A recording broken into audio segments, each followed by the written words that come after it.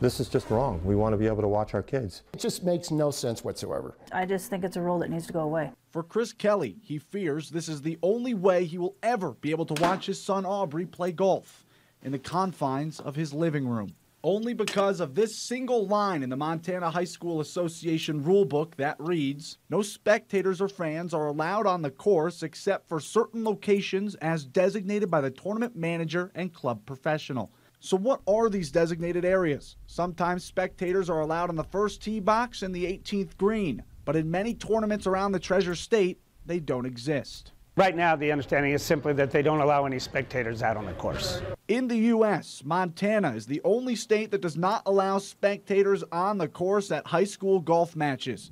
The only other state joining them? Alaska, because it does not offer golf as a high school sport.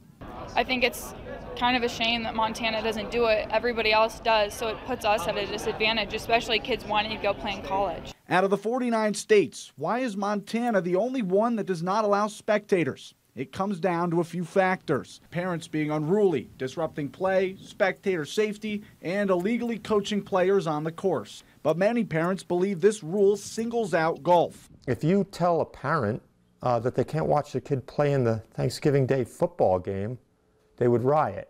I can go to a softball game and I can sit right behind the pitcher and I can make hand signals, I can yell out names, I can do the same thing on a softball field, that might affect that kid.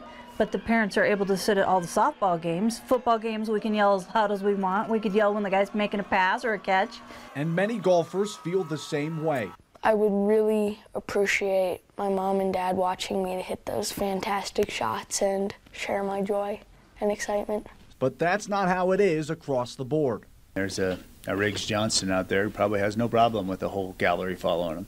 You have a lot of other kids that maybe not quite be as talented as others that are, as I mentioned earlier, awful happy to get away from 1 and 10 so that they can get on the course and enjoy without having, somebody watching them all the time. But the MHSA says it's easy to keep those spectators in check because other sports are played in smaller venues. But golf courses are thousands of yards long and present a different challenge. From an administrative standpoint, it would be a challenge to hire additional marshals to be able to manage the huge area that goes along with the golf course. But James Greenbaum, who has been a lawyer for over 30 years in Montana and New York, says that it is no excuse for the MHSA member schools to vote no on repealing this rule.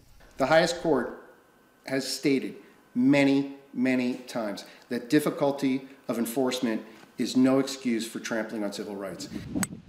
That is a fundamental right. A fundamental right for a parent to bond with their child and encourage them in something as innocent as a sporting event? How could you deny a parent that right? A repeal of the rule was brought up in the athletic director meeting over the summer, but it was struck down yet again. And in an email sent by Livingston Athletic Director Regina Wood, she said that it received virtually no support.